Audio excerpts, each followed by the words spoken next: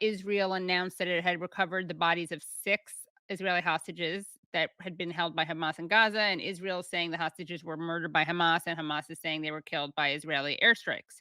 I just wanted to actually show the Kamala Harris response to the death of the hostage who we just mentioned, Hirsch Goldberg Polin. His parents of course, spoke at the DNC. Here's what she said. On October 7th, Hirsch Goldberg Polin, an American citizen, was taken hostage by Hamas terrorists. He was just 23 years old, attending music festival. Friends, we now know he was murdered by Hamas. His body was recovered in the tunnels under Rafah, along with 5 other hostages. Doug and my prayers are with John Polin and Rachel Goldberg Polin, Hirsch's parents, and with everyone who knew and loved Hirsch. When I met with John and Rachel earlier this year, I told them you are not alone. That remains true as they mourn this terrible loss. Americans and people around the world will pray for John, Rachel, and their family and send them love and strength. As is said in the Jewish tradition, may Hirsch's memory be a blessing. Hamas is an evil terrorist organization. With these murders, Hamas has even more American blood on its hands. I strongly condemn Hamas's continued brutality, and so must the entire world. Again, like you said, Noura, this is not to say that it's not a tragedy for this family, but have we ever seen anything comparable about the death of a Palestinian or a Palestinian American? Oh, I didn't even know you were going to go there. Absolutely not. No. It's just I think, and even here, like the pulling on evil, looking at this language, right? The fact of pulling on evil and pulling on terrorists, both of them are slurs that are used in this context. Because if we were going to use, first of all, evil is in reference to a moral question, right? To morality altogether, right? There's an evilness, and you might even pull on religion. Terrorism, in its textbook definition, refers to the targeting of civilians in order to achieve a political outcome. If we are going to use that language for this purpose, then it would have been used to describe all of Israel's operations, which they have made very, and even the trolls on Twitter who come at every single thing that we say about, ceasefire now, and they respond, if you really cared, you would want to release the hostages. Even they're telling us all the time, we will keep killing your children until the hostages are released. They're basically saying we will continue to engage in terrorism, right, and in terrorist attacks until you do right. X, Y, Z. And they have been doing it for 333 days. And not once has it been described as terrorism. Not once has it been described as evil. And that's just the past 333 days without like reference to the past decades. So I just, the fact that then she, who has told, and her team in her camp has said that she is not Biden and wants to change the policy, and just can't abrogate, none of that's true. All of that's BS, right? But the fact that she will come up and say that we are working tirelessly for a ceasefire. Who do you think is negotiating the ceasefire? Who are they negotiating with? Obviously, this very organization that you have, this political party that you call an organization, they were elected into office in 2006. They were never given their mandate to govern, but they are the government, right? They should be dealt with as a sovereign, a nascent sovereign coming into being, right? They have a military arm, but that's not all that they do. And yet by framing them as such, now suddenly it evacuates any kind of analysis where we don't use scrutiny in order to evaluate them as a political project, where we don't understand them as a rational player.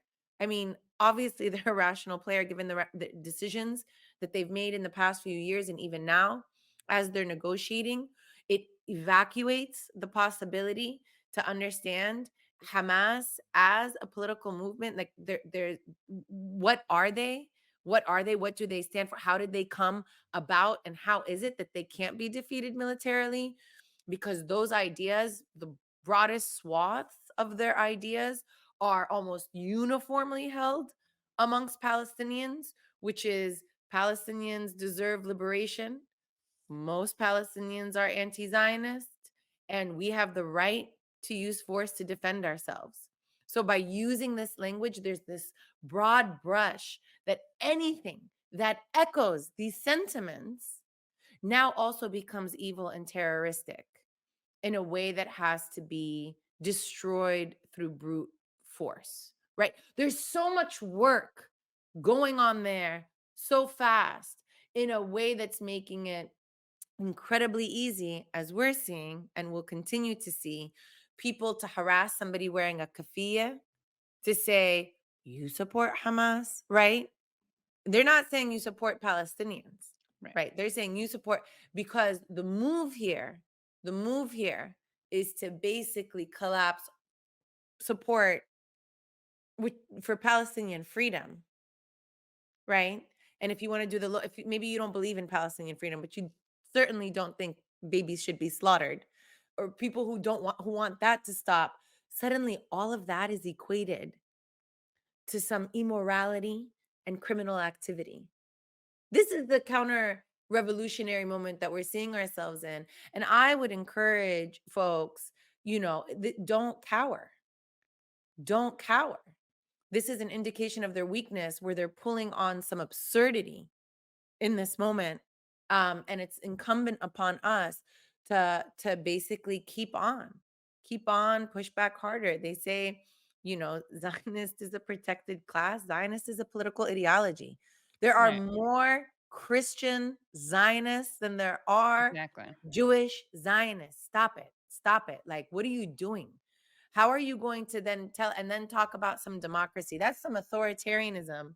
What even here in the freedom of speech, even saying what you will, we can't even like say it, and you're not going to talk about it. Or every time I think nothing will shock me, I'm still shocked because the levels of hypocrisy and dehumanization and also kind of the twilight zone aspect of it. Like every week I bring this up, but I just still can't get over the fact that, and again, I'm being naive, but cannot get over the fact that Jake Tapper, Dana Bash talked about Hamas raping people. And we have video, as you referred to earlier, video of sexual assault, video of rape committed by Israelis. We know from Israeli media and, of course, Israeli human rights organizations, not to speak of obviously Palestinian witnesses, but we know it's documented that there's been rape committed by Israelis. We've seen protests for defending the right to rape, basically. We've seen Knesset members saying it's legitimate to insert sticks into someone's rectum. And where are the media, the correspondents? Where's CNN on this? How, if they care about rape, how could they be silent about this? They do not, and so this goes back to, and it's the same thing when Harris said the same thing, right? She wanted to talk about Israel and about like, mass rapes on October 7th. If you're going to talk about sexual assault, then talk about it in principle. First Right. of all, there hasn't been evidence that's been forthcoming where you can say it with your chest out like that, right? And it even looks worse when you're completely silent on what all of us have seen. When Bit Selem, right, Right. publishes, so 100+ page Welcome to report, hell, or this is Welcome hell. to Yeah. Hell, Yeah. that's based on testimony of the Israeli officers themselves, and you're just not going to say anything.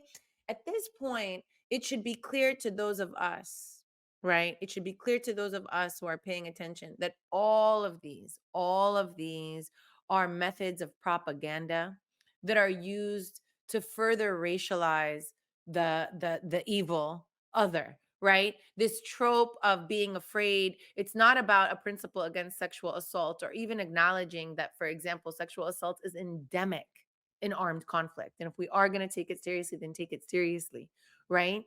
But that instead it's being used basically to say that we have to protect our women from these savage brown others. Right now, women get used as, their bodies now become the national border in order to mobilize an entire society. And what happens is that this brown other who is accused of sexual assault commits sexual assault with a lustfulness that's so unique that they're out of control, they're animalistic, unlike other rational actors who are impacted by power and domination, which is why sexual assault is endemic in armed conflict, because of the dimension of power.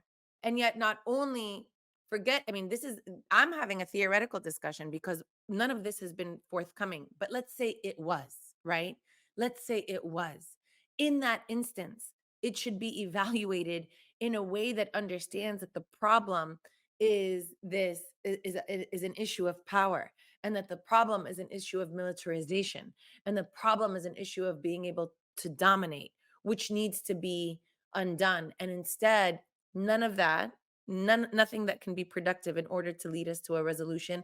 Instead, it's mobilized primarily in order to further racist tropes, racist tropes that Palestinians are not the only ones to endure, right? There's a new movie about Emmett Till. Emmett Till, the Scottsboro Boys, yeah. All So of it.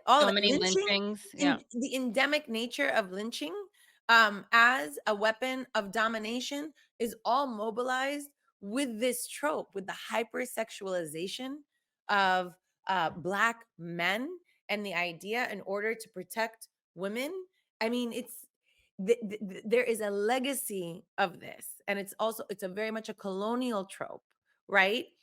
Well, we're not going in order to extract land and labor, and in order, to have access to these seaports and this land, passage. We're going in because we want to protect women. What can be done about what's happening on campuses, given the fact that, for instance, NYU is trying to declare Zionism a protected Yeah. class, and given all the repression we've seen against student protests? What is your advice as a professor and also as a human rights attorney? What is your advice for This people? one is hard, so there's no advice that I can give that's going to fit necessarily across the board. And I think every university, every student body needs to evaluate their campus differently. It's far, far, far, for example, more uh, more aggressive at UCLA, for example, and at Columbia than it might be at Northeastern, right? There's just, it's going to be different levels of it. There Sure. might be administrations that want to cooperate. So, and I say this to emphasize